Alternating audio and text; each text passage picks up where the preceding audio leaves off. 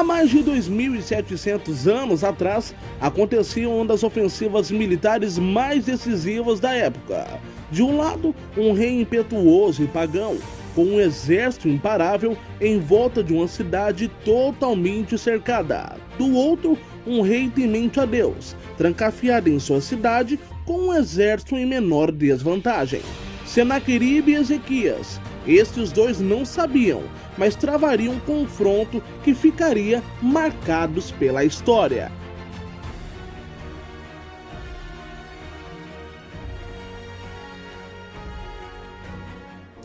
Mas antes de começarmos, já vai deixando o seu like e ativando o sininho para receber conteúdos exclusivos do canal. Não se esqueça de se inscrever, compartilhar os nossos vídeos, assim você estará ajudando o canal a crescer. E atenção! Você sabia que na compra desse e-book digital você estará ajudando o nosso canal, como na compra de novos equipamentos, microfone e o nosso tão sonhado estúdio de gravação. Compre agora o nosso e-book digital Juventude no Altar e você estará crescendo na graça, no conhecimento e, é claro, estará ajudando o canal, eu, você e a palavra. Link na descrição e estamos juntos nessa. Deus abençoe.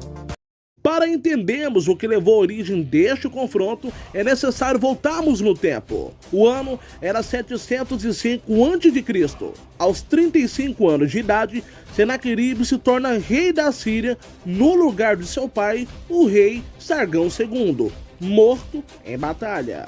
Vale destacar que historiadores acreditam que a morte de Sargão II teria abalado psicologicamente Senaqueribe, o seu filho, já que o corpo de seu pai foi perdido na guerra, não podendo ser velado ou enterrado, trazendo assim desonra à sua casa, já que na cultura mesopotâmica, todos aqueles mortos em batalha e que não eram enterrados estariam condenados a vagar como mendigo por toda a eternidade. Já do outro lado estava o rei Ezequias, nascido em 739 a.C. Ele reinou junto com seu pai por mais de uma década, até se tornar rei absoluto em 715 aos 29 anos de idade.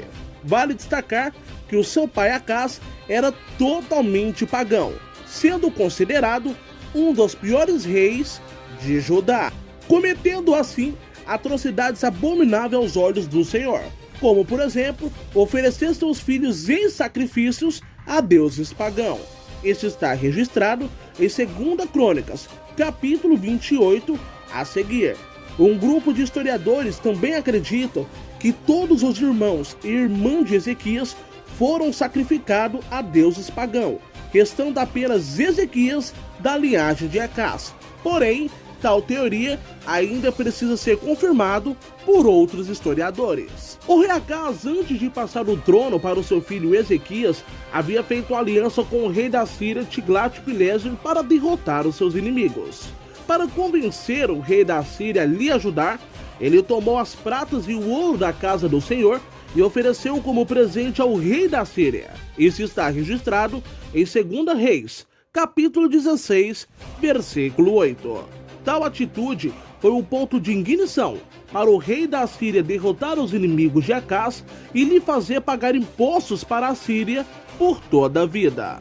Quando Senaqueribe assumiu o poder em 705 a.C., já se fazia aproximadamente 10 anos que o rei Ezequias de Judá pagava impostos para a Síria. Mas, junto com a tomada de posse de Senaqueribe ao poder na Síria, veio também as rebeliões, pois muitos não acreditavam que Senaqueribe teria a mesma capacidade que o seu finado pai, o rei Sargão II, teve para dominar a Síria. Foi nessa oportunidade que o rei Ezequias deixou de pagar tributos para a Síria, buscando de alguma forma se tornar independente no meio do caos que se instalava naquela época. Historiadores conceituados advertem a suposta aliança proposta entre o Egito e a Etiópia a ajudar para acabar de vez com a Síria. Tal aliança seria contra a vontade de Deus, fazendo então que o profeta Isaías profetizasse contra o Egito e a Etiópia. Isso está registrado em Isaías, capítulo 20, versículo 1 a seguir. Vale destacar que pela Bíblia não há registro se essa aliança chegou a ser firmada.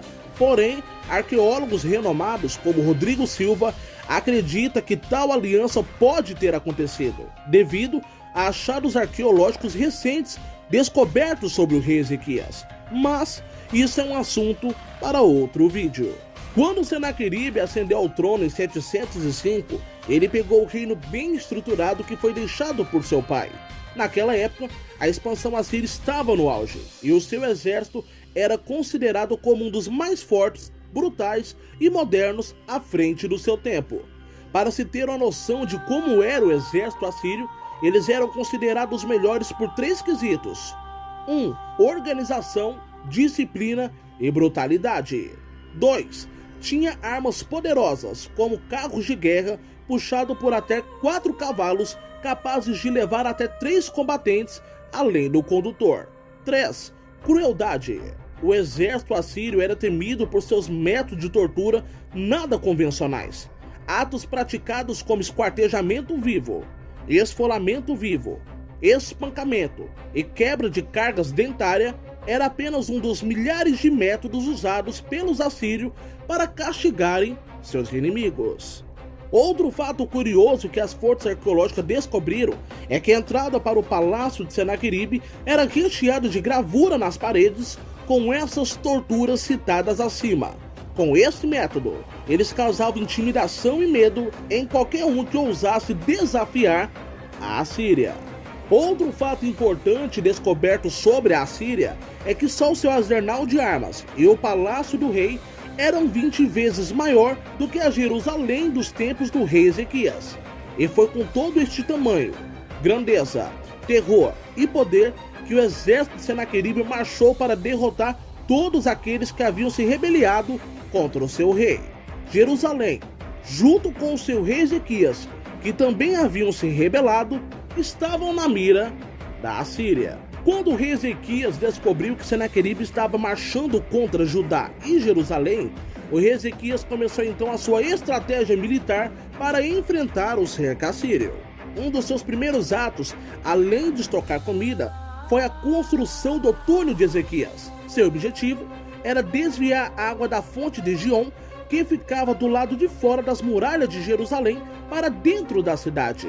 Com essa estratégia, Jerusalém poderia resistir ao cerco assírio por mais tempo, já que a água era uma das posses mais importantes quando se tratava de guerra. O túnel de Ezequias foi descoberto em 1838 pelo respeitado acadêmico bíblico americano Edward Robson. E as referências bíblicas sobre o túnel de Ezequias se encontram em 2 Reis, capítulo 20, versículo 2, e em 2 Crônicas, capítulo 32, versículos 2 a seguir. Com a descoberta do túnel de Ezequias, mais as referências bíblicas citadas só comprovam de fato a veracidade da Bíblia em narrar o confronto de Senaqueribe e Ezequias. Enquanto o rei Ezequias se preparava para o cerco dos assírios, o rei Senaqueribe, junto com seu exército, invade Judá. Segundo registros históricos assírios, Senaqueribe, junto com seu exército, tomou 46 cidades fortificadas e incontáveis aldeias em Judá. Segundo os registros, mais de 200.000 pessoas foram levadas cativas e escravizadas pelos assírios. Outro fator importante na campanha militar de Senaqueribe foi a tomada da cidade de Laquis. Laquis, depois de Jerusalém, era a segunda maior cidade de Judá. Laquis também era responsável pela economia de Judá e pela segurança da estrada real que dava acesso ao lado sul de Jerusalém.